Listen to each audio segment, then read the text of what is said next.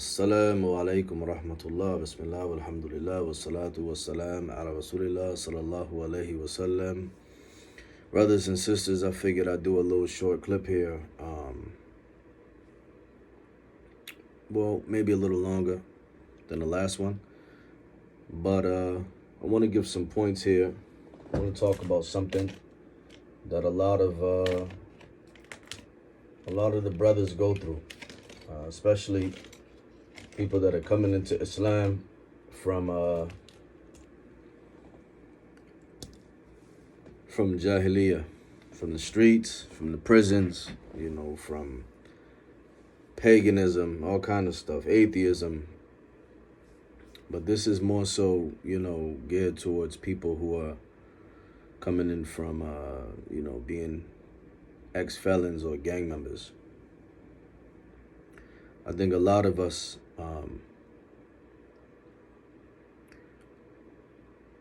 the transition from the streets into Islam is one of the hardest things.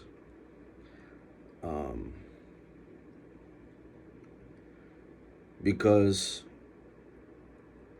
a person has his newfound faith, and a person has his code of ethics that he lives by in the streets. A person has a new group of friends, and a person has an old group of friends.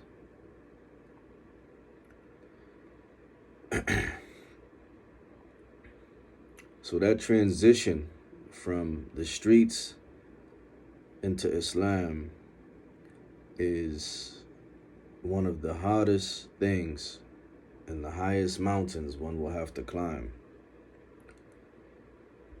It's something that if you're not patient, you could easily fall back into the traps.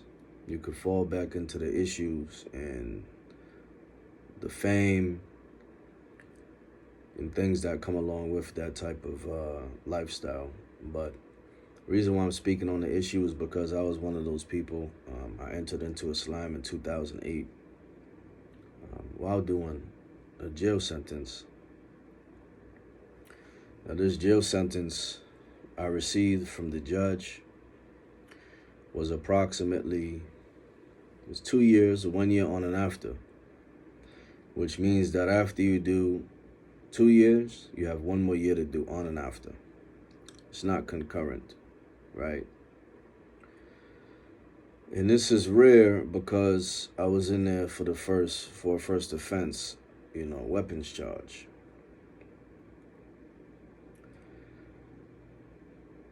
But however, that's what happened. I'm happy that happened. Alhamdulillah, Allah blessed me to accept Islam through going into the system. I had time to sit down. I had time to reflect. I had time to really evaluate my life and really start to think about going in a different direction. And my way out came in 2008. For many of us, when we come back on the streets and we go from that kind of background into Islam, and especially at the rate that it happens, right? It happens so fast that even the streets are shocked. I mean, one day you're smoking a blunt, with them, and the next day you're running down the street on a Friday to go to the masjid to go pray. So they're like, what happened?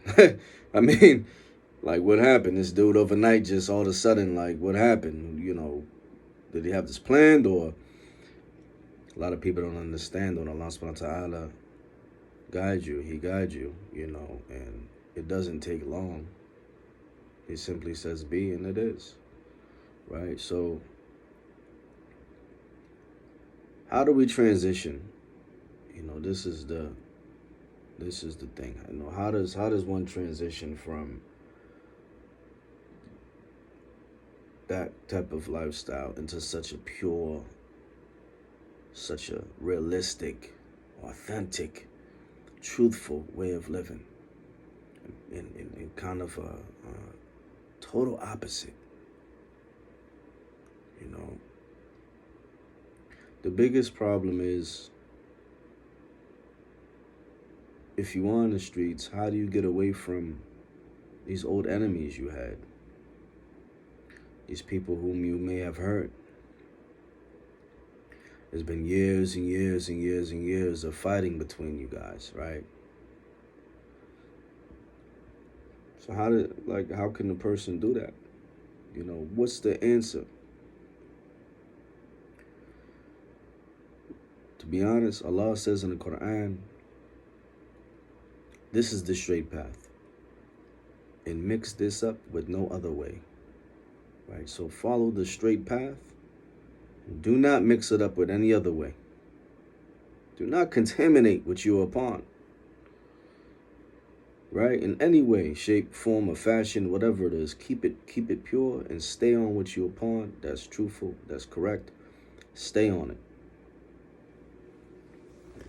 Now, many of us,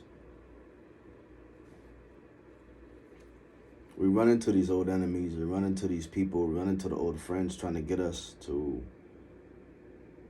smoke with them, drink with them, come to cookouts, etc. And it's something that people who are raised Muslim really don't understand, this type of current. This type of current that comes that the new Muslim who came from that lifestyle, or even a new Muslim who came and they maybe wasn't in the streets, but this is directed towards the people who are coming specifically from the streets. There's a current that they're going against. And anyone that ever been in water, right, and walking against the current, when you're in a river, it's one of the hardest things to do. Most people can't do it. Most people can't do it without the current pulling them back down the opposite direction. So I'm going to tell you how I did it. And my way is not necessarily the way for everybody else, but it's my way. And it required a lot of patience. One of the things you're going to be tested with is people smearing your name. No human on earth likes this. You know, someone seeing you and saying things about you that may not be true, or you're soft now, or whatever the case may be. Because in the streets, we don't let that kind of talk pass. As soon as someone says something like that, you have to go. You have to act on it. You have to deal with it. But in Islam, you can't. So you have these two opposing ways.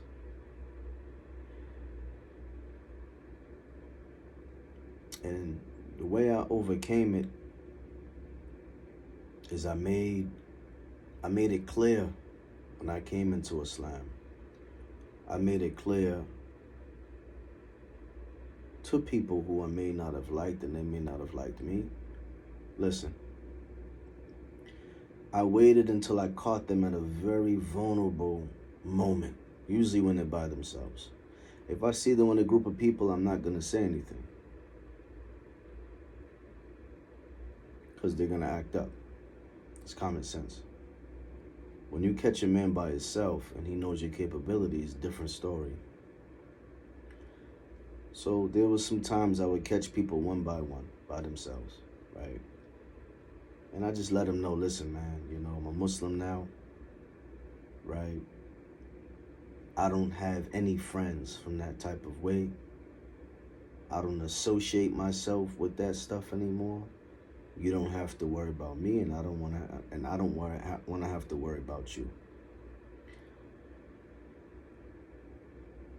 And I think because of the respect I had before Islam, a lot of people were relieved. So yeah, we don't want to worry about you. It's good that we don't got to worry about you. And I felt the same way. I didn't tell them, but I felt the same way, because I have to go to the masjid, I got to go to the bus stop, I got to go over here, I got to go to there. I don't want to run into these people while I got to I'm on a whole different path. I don't want to run into these people neither, and they don't want to run into me. So we kind of felt mutual about it. But you have to mean what you say. You can't tell somebody that you're not involved, and then a week later they see you hanging with your old friends. They're already gonna say, okay, this dude's saying he's a Muslim, but he's over here, hanging out on the corner with these old dudes that shot at us or whatever. Can't do that. And likewise, on the contrary, when you come into Islam, you're gonna meet other people who came from the streets, who may have had conflict with you from before, from different neighborhoods. Now,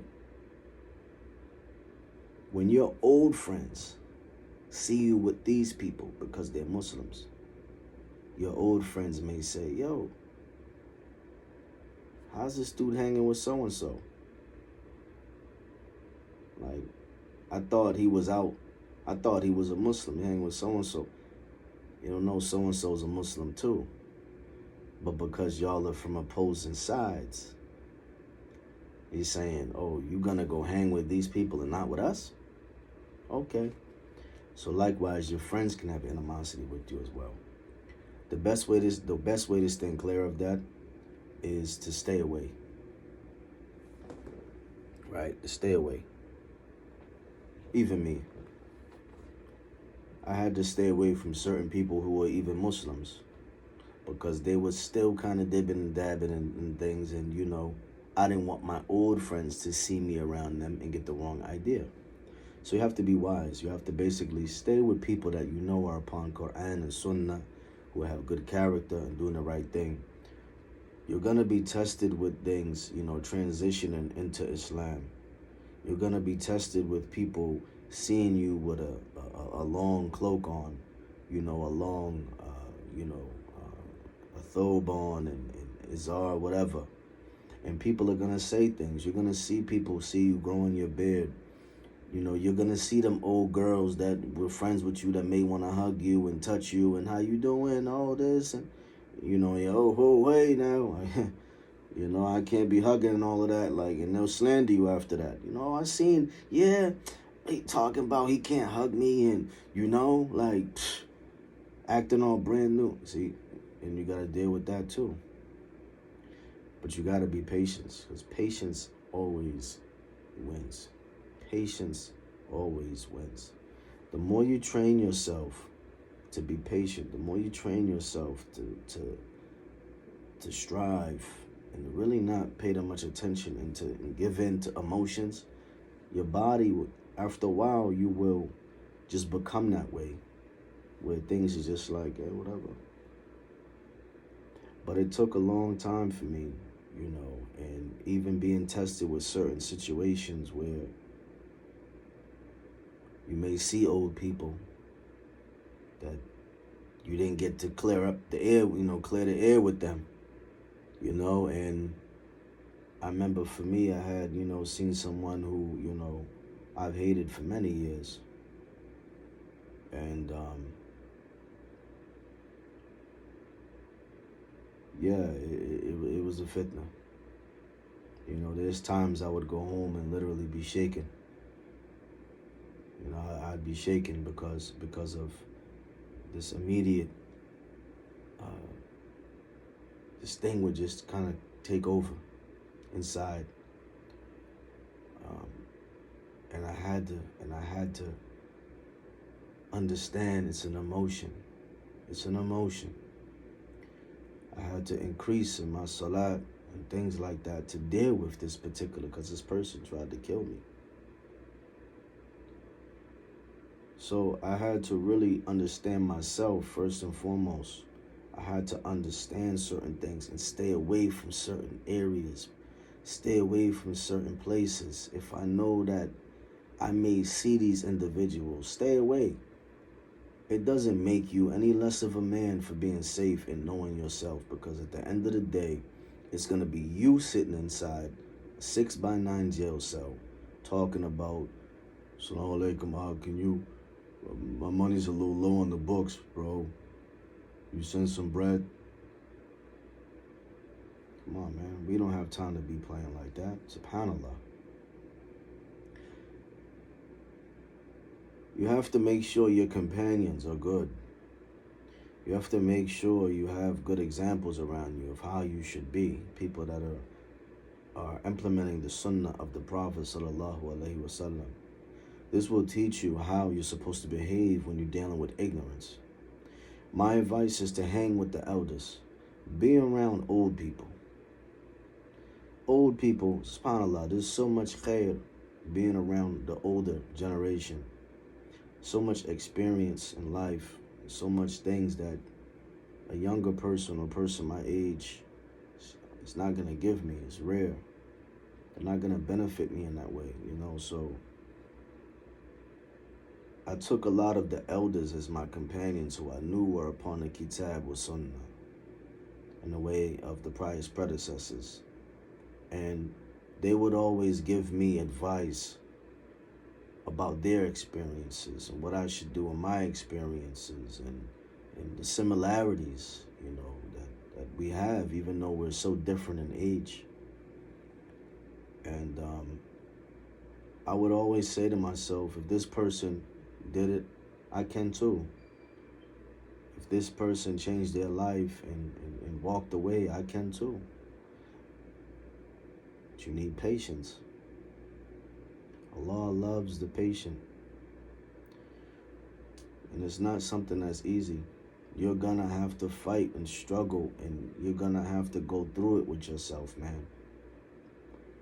But eventually, your soul will comply with what is correct.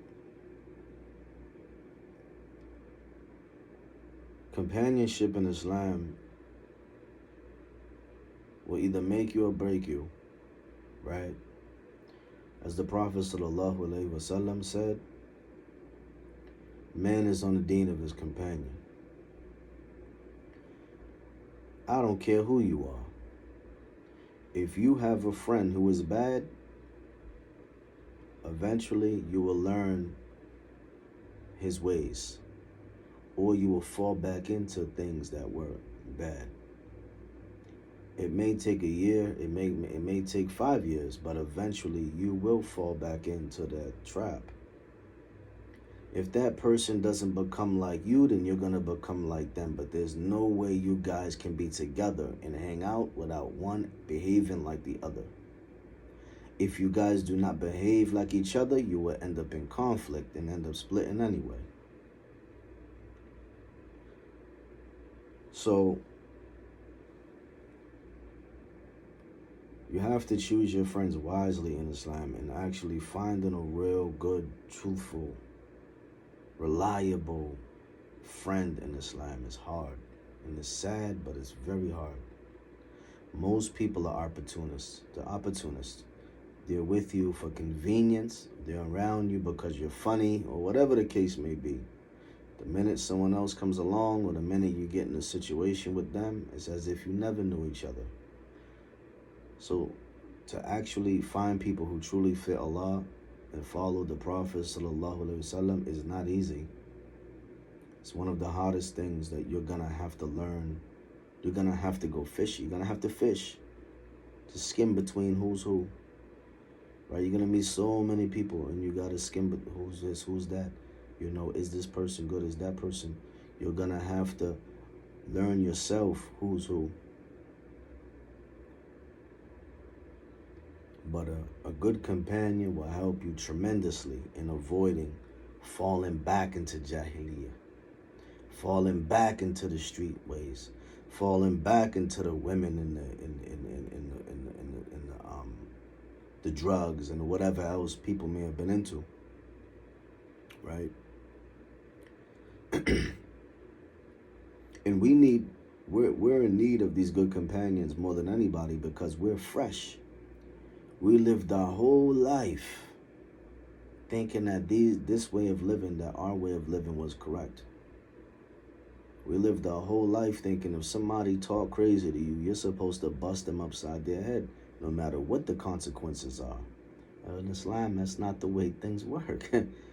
That's not the sunnah of the Prophet ﷺ. In Islam, you're told to do the opposite. control your anger and suppress your anger. As the Prophet ﷺ, he made it clear, do not get angry, do not get angry, do not get angry. When his companion asked him to advise him, he said, do not get angry. He said it 3 times. Not only that, the Prophet ﷺ, he said, the strong person is not the one who can wrestle the other to the floor. The strong one is the one who can control himself when he's in rage. When he's in a rage of anger. This is the strong one. So in Islam is the complete opposite way of doing things from Jahiliyyah. And you have to strive against that current. It's like climbing a hill, like an avalanche, and you are going up that hill, man. You're getting hit by snowbanks, this, that, rock. You're going to go through so much, man, but at the end, your soul is going to comply. And you're still going to have them days where, you know, some anxiety may kick in, some post-traumatic stress from before, you know, you get around a certain group of people, you start, you know, that's still going to kick in because this is how you've learned how to survive your whole life. This is how your mom raised you. This is how, you know, this is all you know. You're still going to have them periods where, you know, you may relapse. You know, you may fall back here and there. But sometimes through that falling back here and there, you go forward. I remember when I was a kid, I used to ride bikes, like all of us. We used to ride bikes, speeding, going fast. The chain would pop, bang! Or the chain would get stuck, like, and you can't really go forward. You'd have to pedal it back and then go forward. So it's the same thing with life. Sometimes to go backwards, sometimes you got to go backwards to go forward. You miss some steps. Sometimes you got to go backwards to go forward. You know, but it takes a lot of patience. Stay away from the hood. Stay away from the people, places, and things that's going to get you, that, you know, that might make you fall back into those traps. Change your phone number. Don't talk to those people no more. If you want to give them dawah, alhamdulillah. But if they're not interested, it's not your duty to stay around with them at picnics and parties where they're drinking Coronas and sipping 40s, you know, and you're there with them talking about, I'm giving you dawah. No, you're receiving dawah. You're not giving no dawah. Right? Their main goal is to get you back into that realm, because they're jealous that you had the strength to leave anyway. So you have to stay away completely away from the environments. Stay away from anything like that, man, because ultimately you are like a brand new baby. And you cannot afford to fall back into those traps, you know, because perhaps you may not have a second chance. There are many people, I've heard the stories of people coming out of jail and accepting Islam, and coming out of jail and going back to the hood and getting killed. This is well known. You know, so, you know, we have to, you know, my advice to the people transitioning is, don't think that you have to risk your freedom and risk your iman being around these people to give dawah. I've seen people go astray by doing that, like I said, plenty of times. And it's not your duty to hang around them every day to try to call them to Islam. Despite your love for them, doesn't matter. You tell them about it, you invite them in a beautiful manner. If they're not ready to hear that at that point in time, then keep it pushing, because I can't harm myself like this. I got to keep it pushing. You end up hanging around them trying to give them dawah, and they end up in a shootout while you're there. This happens. Shouldn't have been there in the first place. Change your environment, change your people, places, and things around you, and learn yourself. Learn what makes you mad. Learn yourself. Pay attention to yourself, and understand that emotion is that's what it is. It's an emotion. Like right now, I could be depressed. Like, oh man, like I remember the day, man. I had so much, man, this and. But it doesn't mean that tomorrow I'm gonna wake up like that. This is an emotion. You should not let emotions control you. Don't do things while you are emotional. Don't think in an emotional way. Think logical and think according to Quran and Sunnah. Don't do things off emotions. And you're going to be tested a lot with this coming from the streets into Islam. You know, and you need to learn how to avoid the people. You need to stay away from the areas. Keep your conversation short. You know, and the best advice I could say is be patient. Be patient. Allah Ta'ala is going to test you. Allah says in the Quran, أَحَسِبَ النَّاسُ أَن يُتْرَكُوا أَن يَقُولُوا آمَنَّا وَهُمْ لَا يُفْتَنُونَ. Allah made it clear. Do they think upon saying they believe that they will be left alone and they won't be tested? Allah making it clear that we say that we believe, now we're going to be tested. We're going to go through trials and tribulations. Even though Allah knows who Iman is deficient. He knows whose Iman is strong. He already knows this. But He's going to test you and make these things apparent. And many a times it'll be apparent to those around you as well. As we've seen at the time of the Prophet ﷺ with the Munafiqeen. The trials and tribulations exposed who they were. It's just reality. Be patient, hold on, you know, work, stay busy, try to get married as soon as you can. If you find a good woman, a good Muslimah, try to get married, settle down, get a full-time job, or try to find something, you know, even if it's part-time, get a part-time job, you know, get yourself a good hobby and learn your deen. Learn your deen. The more you learn, the more you'll be equipped and the more you'll know how to deal with fitna, how to deal with trials and tribulations, how to deal with people. You'll learn the life of the Prophet ﷺ, and you'll know how did he handle things. How did he handle his enemies? How did he handle his friends? How did he handle things with his wives? And many of us are failing today because we don't know how the Prophet ﷺ did things. And me, for a long time, I didn't know. I didn't know a lot of things. So you have to learn these things, and eventually, inshallah, you know, through patience and through consistency and persistency, you will eventually overcome it, inshallah. You know, may Allah Ta'ala help us to do that. May Allah Ta'ala make it clear for all of us, you know, the difference between truth and falsehood, and protect us ultimately, inshallah. Ameen. Assalamu alaikum.